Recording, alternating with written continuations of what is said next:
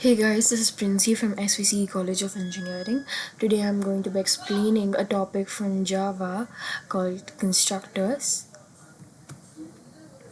In the first slide, we have Introduction to Constructors in Java, exploring the role and variants of constructors. Definition of constructors. Constructors in Java are special methods invoked during the instantiation of an object, designed specifically to initialize the new object state. Next, we have purpose in object creation. They play a critical role in ensuring that an object is set up with valid initial values, thus setting the foundation for its behavior and interactions within the application. Types of constructors. Constructors can be categorized primarily into default, parameterized, and copy constructors, each serving unique initialization needs. Next, we have types of constructors. Understanding variants of constructors in Java. There are three types of constructors. First, that is default constructors, a no argument constructor that initializes the object with default values. It is automatically provided by Java if no other constructors are defined. And next we have parameterized constructors. These constructors accept parameters allowing for customization of the object's initial state upon creation, enhancing flexibility and usability. Copy constructor, a constructor that creates a new object as a copy of its existing object, fostering encapsulation and reducing redundancy in object creation. Next we have constructor execution order. How constructors are handled in Java. There are three types of handling constructors in Java. Order of execution. When constructing an object, Java executes static initializers first, followed by the constructor of the superclass and then the subclass's constructor, establishing a clear hierarchy. And next we have static initializers versus constructors. Static initializers are run at class loading time and are used for static variable initialization, while constructors are invoked during object creation, leading to distinct usage scenarios. And next we have inheritance and constructor chaining. In a derived class, constructors can invoke superclass constructors using the super keyword, so here the keyword is super, enabling constructor chaining, which is crucial for maintaining a consistent initialization strategy across inheritance hierarchies. The next slide we have default constructors, fundamentals of default constructors.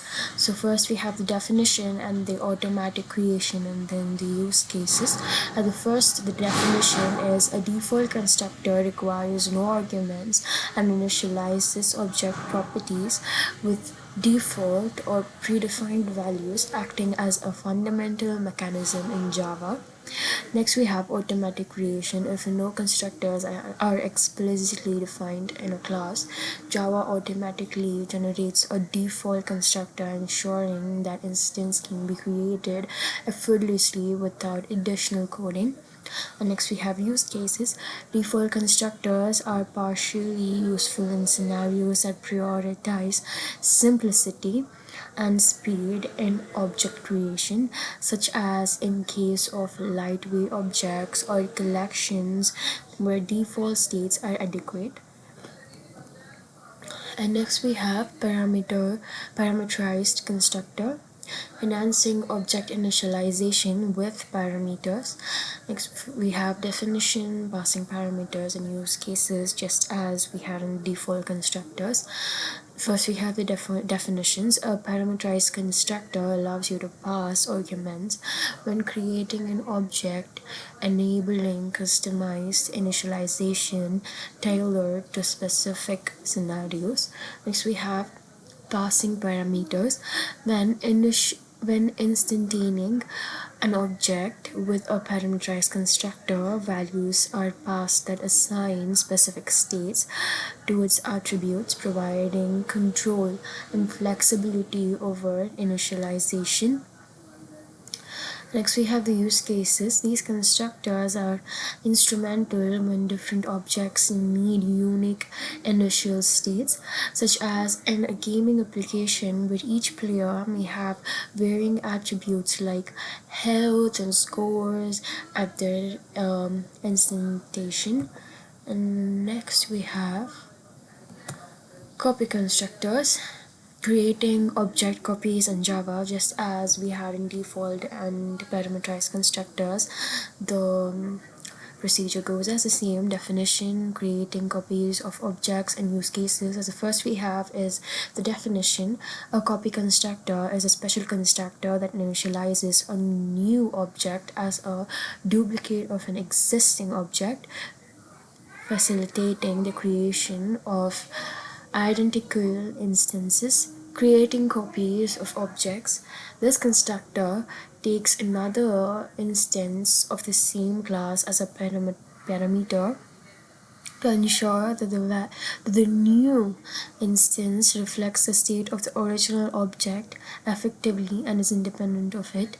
And next we have use cases. Copy constructors are particularly useful in scenarios that require object duplication without direct reference sharing, such as in data processing application where the original data needs to be preserved. Next, we have constructor overloading, utilizing multiple constructors for flexibility. Definition is constructor overloading allows a class to have multiple constructors, each with different parameters, enabling different ways to initialize an object based on its context. Next, we have multiple constructors. This mechanism facilitates tailoring object creation, processing to specific needs, enhancing code readability and flexibility, as each constructors can be designed for different initialization scenarios. And next, we have use cases. Overloading is beneficial in class where an object may need to be constructed in multiple ways, such as a rectangular class that can be initialized with just one dimension for a square or two dimensions for a rectangle. Next, we have constructor and inheritance. Navigating constructor dynamics with inheritance, superclass constructors. In an inheritance hierarchy, constructors of a superclass are invoked before the constructors of a subclass, establishing a foundational state of derived classes, subclasses, and constructor classes. When creating an instance of a subclass, the super call is pivotal to invoke the appropriate superclass constructor, ensuring that all parent properties are suitably initialized. Next, we have constructor chaining. Constructor chaining enables the transmission of initialization values from subclass constructors back to superclass constructors, reinforcing proper object setup throughout the hierarchy. Next, we have the real world examples here, illustrating constructors used with practical applications. Example code snippets, providing practical examples with clear constructor applications aids in understanding abstract concepts to relatable coding scenarios. And next we have use cases and applications, sample implementations in real world applications such as GUI, graphical user interface, frameworks, or game development highlight how constructors streamline the development process and object lifecycle management. Next, we have best practices. Demonstrating best practices helps reinforce proper constructor usage standards, paving the way of better constructed and efficient code designs. Next, we have the last slide is the conclusion and the key takeaways. This summarizes the insights on constructors in Java. So, summary of key points. We covered essential concepts surrounding the role, types, and intricacies of constructors usage in Java, illuminating their significance in object-oriented design. Next, we have importance of understanding constructors. A deep understanding of constructors is fundamental for effective class design and object instantiation, ensuring robust Java applications. And next, we have final thoughts.